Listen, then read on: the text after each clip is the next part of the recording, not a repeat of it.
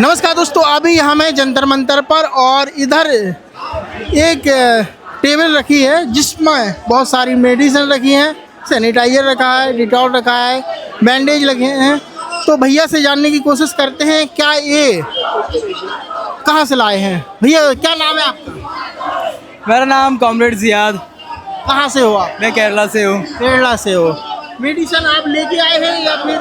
नहीं, महाराष्ट्र और राजस्थान, सिकंदर, वेस्ट बंगाल, बहुत सारे जगह से हमें ये दे चुका है। भेजी हैं? हम SFI लोग क्राउड फंड करके ये सब इधर आया है। आप रैंडम सभी को देते हो या फिर किसी को चोट लग जाती है तो हाँ, छोड़े होने वालों को हम देता है। जो आपके पास आता है उसी को देते हो? हाँ, हमें किसी भी हेल्प पूछा तो हम देते हैं।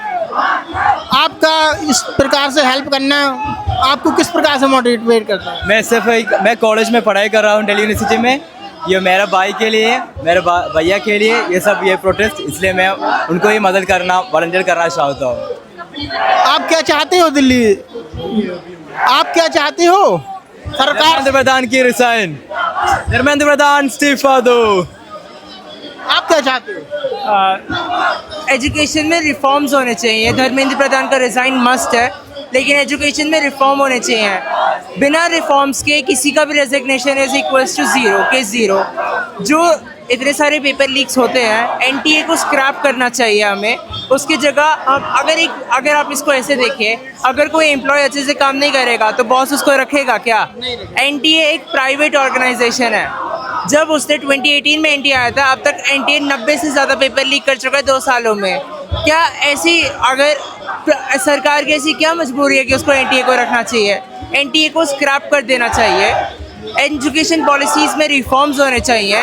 जो हायर अथॉरिटीज़ पे जिन लोगों ने काम किया है धर्मेंद्र प्रधान के साथ, उनका भी रेजिग्नेशन होना चाहिए और उनको और कहीं पे काम ना मिले ये भी होना चाहिए। ये नहीं कि उनको रेजिग्नेशन दे दिया, वो कहीं प्राइवेट फंड में जाके बाहर जाके काम करना शुरू हो गए।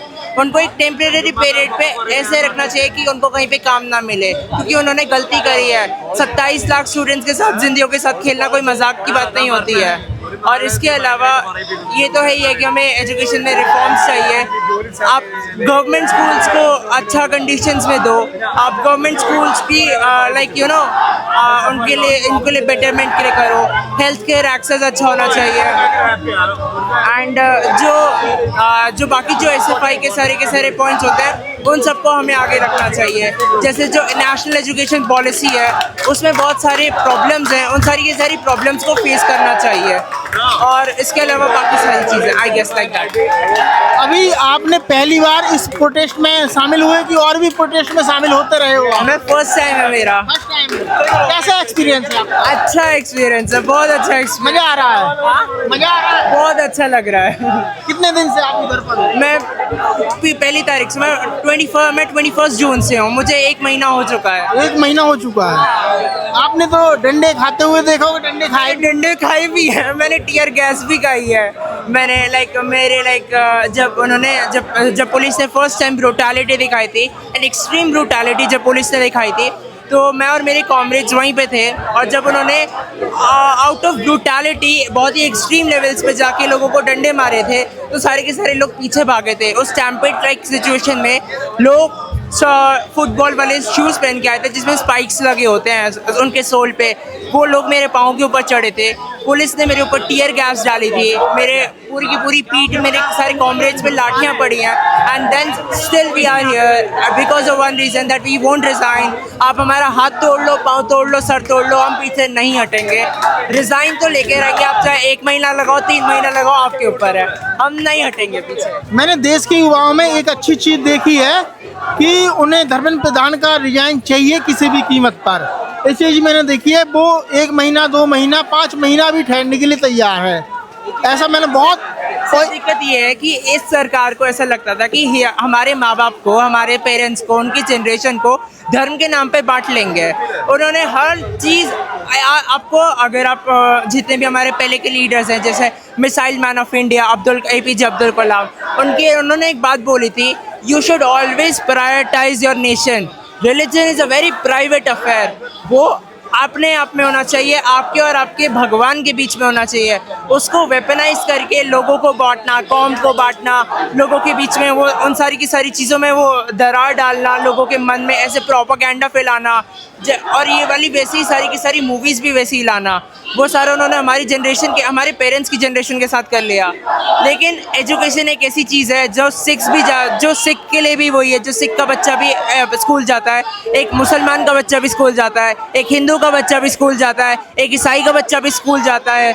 एजुकेशन, पेपर लीक, एम्प्लॉयमेंट, नौकरी, आप ये चीज़ें किसी को नहीं दे सकते। तो एक तरीके से हमारी सरकार ने हमारी सारी की सारी जनरेशन को एक साथ लाने में बहुत हेल्प करी है, मैं तो यही बोलूँगा। आपको बीजेपी किस प्रकार की सरकार लगती है? मुझे बीजेपी एक गुंडागर्दी सरकार लगती है। मेरे पेरेंट्स आरएसएस के मेंबर है, मेरी की पूरी फैमिली जो है वो बीजेपी सपोर्टेड है, बट स्टिल मैं लेफ्ट को सपोर्ट करता हूँ। मेरे लिए सारे रिलीजन्स एक हैं, मेरे लिए भगवान, अल्लाह, सब लोग एक हैं। मेरे लिए वो एक ताकत है जो सबसे ऊपर है। There is one power beyond science and there is one supreme lord. उसके लिए आप उसको अल्लाह बोलो, आप उसको भगवान बोलो, आप उसको गुरुद्वारे में पूजो, आप उसको कहीं पत्थर में पूजो, वो एक ही बात है। और हमारे यहाँ पे, मैं जहाँ से बिलोंग करता हूँ, मैं उत्तराखंड से बिलोंग करता हूँ, हमारे यहाँ पे एक चीज़ बोली जाती है, पत्थर पूजे हरी मिले तो मैं पूजूं पहाड़। हम लोग अगर आपको एक पत्थर पूछ के भगवान मिल जाते हैं तो हम तो उस भगवान की भूमि से आए हैं, हम तो हर जगह को पूछेंगे। पत्थरों से पहाड़ बनता है, हम पहाड़ को पूछते हैं, हम नदियों को पूछते हैं, हम हवा को पूछते हैं, वही है भगवान का असली रूप। मत मूर्तियों में कुछ नहीं रखा। आपको इस सरकार में विकास देखने के लिए मिला या नहीं मिला? क्या विकास? नहीं सर, आप लोग 80,000 गवर्नमेंट स्कूल्स बंद कर देते हो, मिड डे मील्स के नाम पे आप लोग सारी की सारी चीज़ें इस्कॉन को दे देते हो। मेरे फैमिली भी इस्कॉन जाती है, मैं खुद भी इस्कॉन जाता हूँ, लेकिन मैं ये नहीं बोल रहा हूँ कि इस्कॉन बेकार है। लेकिन आप किसी भी इंसान से पूछो, वो आपको बता देगा what is the basic source of protein. सबके दिमाग में अंडा ही आता है, क्योंकि अंडा एक अच्छा सोर्स ऑफ प्रोटीन होता है। 100 ग्राम या एक अंडे में 13 या 15 ग्राम प्रोटीन होता है। 100 ग्राम दाल में सर 10 ग्राम प्रोटीन भी नहीं होता है। आपने वेस्ट बंगाल के सारे गवर्नमेंट स्कूल्स में अंडा हटा दिया। वो स्कूल के बच्चे जिनके माँ बाप के पास इतना पैसा भी नहीं है कि वो 2 वक्त का खाना खिला सके, अगर वो अपने बच्चे को एक गवर्नमेंट स्कूल में भेज रहे हैं, एक एजुकेशन के लिए भेज रहे हैं, दूसरा इसलिए भेज रहे हैं कि वो खाना खा के आएगा, उसका पेट तो भरेगा, हम लोग भूखे सो जाएंगे, हमारा बच्चा तो नहीं भूखा सोएगा, वो इस उम्मीद के साथ भेजते हैं वहाँ पे। और वो लोग, अगर आप वहाँ पे उस हर चीज़ को आपको वेपनाइज करना है, हर चीज़ को आपको रिलीजन में जोड़ना है, वो हर चीज़ को रिलीजन में जोड़ देती है। अंडा हटाने का क्या रीज़न है? वो उसको इस्कॉन को देने का क्या रीज़न है? मेरे को तो नहीं समझ में आया ऑनेस्टली। मैं वेजिटेरियन हूँ, मैं प्योर वेजिटेरियन हूँ, बट मेरे को नहीं समझ में आया ऑनेस्टली सर ये बात। और इस सरकार ने कुछ नहीं किया एम्प्लॉयबिलिटी में। हमारे पहले की आप मुझे एक बात बताइए, ये सरकार 2014 से आई है, 2014 से 2026 तक इसने कौन सा ऐसा इंस्टीट्यूशन है जो नया बनाया हो, जो नेशनल लेवल पे काम करता हो? IIT, IIM, AIIMS, IISERs, IIITs, NITs जितने भी हैं वो सब 90s से बने हुए आ रहे हैं, और जिनके प्रोजेक्शन वर्क भी हुए हैं। जो अगर कोई मुझसे बोले कि आइजर बेरहामपुर और आइजर तिरुपति 2015 और 16 में ख़त्म हुए, तो उनके लिए जो उनका काम शुरू हुआ था वो 2007 और 8 में शुरू हो गया था। आप ये नहीं कर सकते कि उन्होंने बनाया है। उन्होंने हमारी एजुकेशन को एकदम नहीं किया है। आप गुड़गांव चले जाइए, आपको स्कूल से ज़्यादा ठेके मिल जाएंगे। आप फरीदाबाद चले जाइए, हर चौक पे एक दारू का ठेका है। क्यों? अगर बच्चा पढ़ेगा नहीं, अगर एक इंसान पढ़ेगा नहीं तो वो हिंदू मुसलमान में अटका रहेगा। अगर एक इंसान पढ़ लिख लेगा तो उसको समझ में आ जाएगा मुझे किस चीज़ को वोट करना है, क्या सही है क्या गलत है। तो ये लोग धर्म को वेपनाइज कैसे करेंगे? इन्होंने 80,000 गवर्नमेंट स्कूल्स बंद कर दिए दिल्ली के अंदर। इन्होंने सारी की सारी चीज़ें प्राइवेट लोगों को बेच दी है। गरीब घर का बच्चा कहाँ जाएगा? दलित घर का बच्चा कहाँ जाएगा? जिस घर के माँ बाप डेली वेज वर्कर्स हैं, उन लोगों के लिए वो उनके बच्चे कहाँ पढ़ेंगे? क्या उनके लिए पढ़ाई नहीं है? पढ़ाई एक बेसिक अधिकार है जो सबको मिलना चाहिए। और एक चीज़ और देखने में आती है, जैसे धर्मेंद्र प्रधान है, उसके बच्चे लंदन में पढ़ते हैं, बहुत से नेताओं के बच्चे। अब मुझे ये बताइए, हमारे पूरी के पूरी पॉलिटिशियन में किसका बच्चा इंडिया में पढ़ता है? निर्मला सीतारमन की बेटी लंदन स्कूल ऑफ इकोनॉमिक्स में पढ़ती है। ये लंदन स्कूल ऑफ इकोनॉमिक्स की फीस आपको मालूम है? कहाँ से, कैसे अफोर्ड करते हैं वो लोग? I am saying this on the mic, I am saying this on the camera. लोग अफोर्ड कैसे करते हैं? क्या वो लोग बताएंगे? क्या वो लोग अकाउंटेबिलिटी लेने को तैयार है? हमारा तुम्हारा टैक्स है।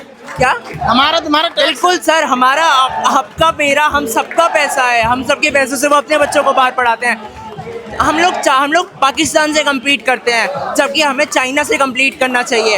हमें 12 घंटे नहीं लगेंगे चाइना में, हमने पाकिस्तान को ढेर करने में, और इसी तरह चाइना को 12 घंटे नहीं लगेंगे इंडिया को ढेर करने में। हम क्यों हमेशा जब भी बॉर्डर वाली बात होती है तो पाकिस्तान से भिड़ जाते हैं? मतलब क्या हम लोग अपने आप को इतना कमज़ोर और इतना गिरा हुआ समझते हैं कि हम लोग एक भूखी नंगी कंट्री से जाके भिड़े? हमारे अंदर इतना वो नहीं है कि हम लोगों को एक डेवलप कंट्री से भिड़े।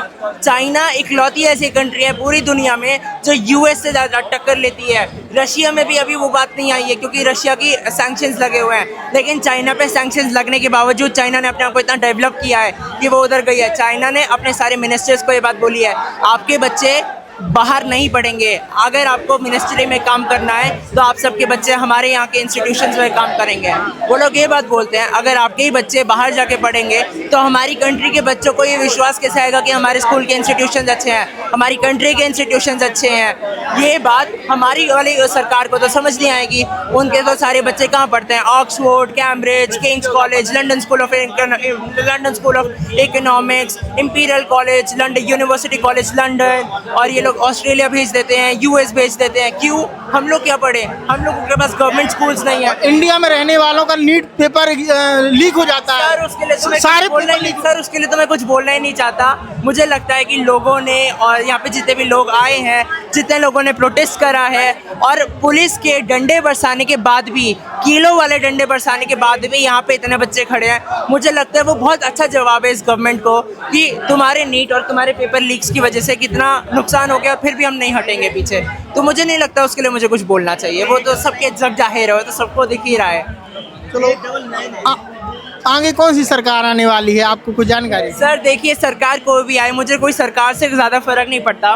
बस सरकार को ये बात समझनी पड़ेगी कि ये सरकार तो सरकार नहीं है, ये कांग्रेस वर्सेस बीजेपी नहीं है, ये आप वर्सेस कांग्रेस नहीं है, ये हम लोग सारे किसी, ये हिंदू वर्सेस मुसलमान या सिख वर्सेस ईसाई नहीं है, ये सारे के सारे लोग एक साथ वर्सेस सरकार है। सारी सरकार एक साइड, सारे के सारे लोग एक साइड। हम लोगों को ऐसे करना पड़ेगा, उधर अकाउंटेबिलिटी लेनी पड़ेगी। वहाँ पे बीजेपी रहे मेरे को कोई दिक्कत नहीं है, काम करती रहे मेरे को वो इम्पोर्टेंट है।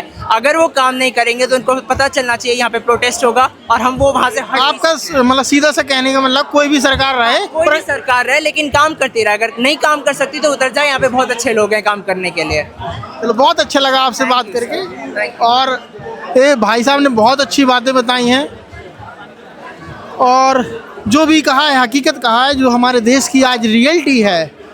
आपको वीडियो कैसा लगा हमें कमेंट करके ज़रूर बताएं और हमें सपोर्ट ज़रूर करें। बहुत बहुत धन्यवाद।